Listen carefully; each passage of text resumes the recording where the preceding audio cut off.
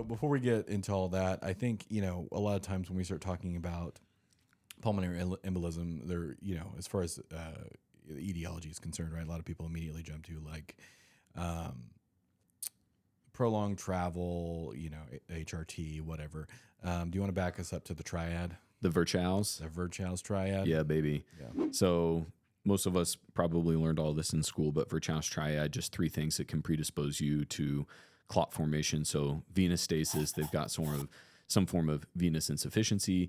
Venous stasis can be prolonged travel where you're immobilized, and a majority of our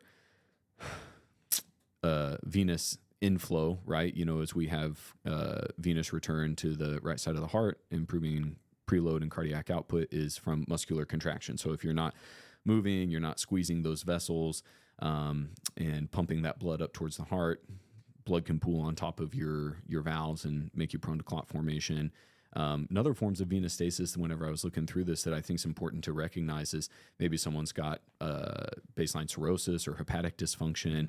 They're fluid overloaded. They've got some baseline RV failure, maybe some pulmonary hypertension, things that can increase your central venous pressure and impair venous return to the right side of the heart is still a form of venous stasis.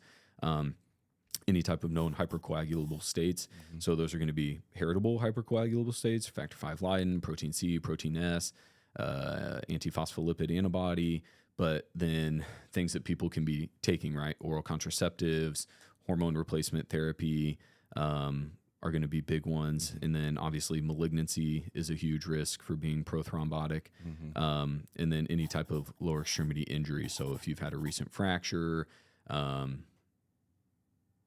and that's obviously going to contribute to immobilization. If you're in a cast, you've got to be on crutches for a certain period of time, all that kind of stuff. So, yeah, don't forget about your paraplegics too.